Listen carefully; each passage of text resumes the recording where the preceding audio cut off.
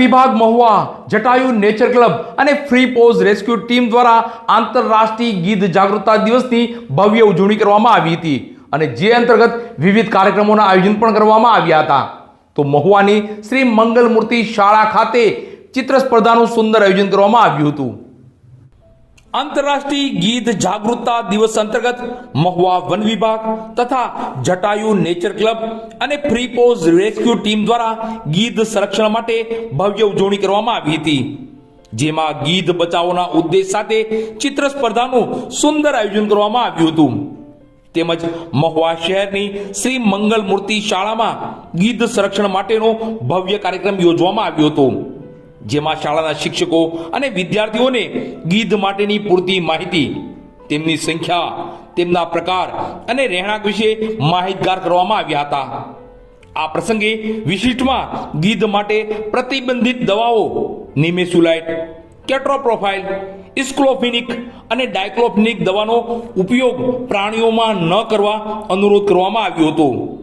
આ ઉપરાંત ચિત્ર સ્પર્ધાના 3 કેટેગરીના વિજેતાઓ અને દરેક સ્પર્ધકોને પ્રશંસા પત્રની સાથોસાથ મેહુલ ટેલિકોમ મહુવા, શ્રી કૃષ્ણા ફાઇનાન્સ અને મહુવા યુથ દ્વારા યોગ્ય ઇનામથી સન્માનિત કરવામાં આવ્યા હતા.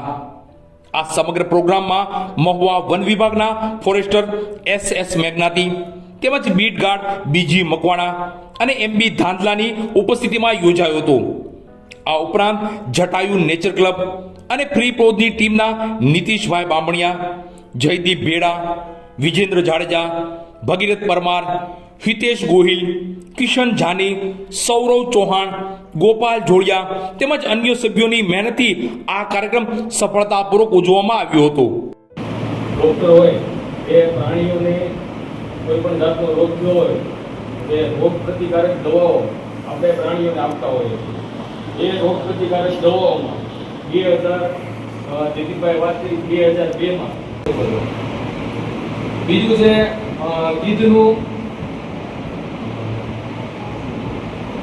હેબિટ લોસ, એટલે કે ગીધ જ્યાં રહેતા હોય છે ત્યાંની હેબિટ, કાળું હોય તો સફેદ હોય, આ જેટલા પક્ષી છે ને એ બધાનું કાર્ય અલગ અલગ છે.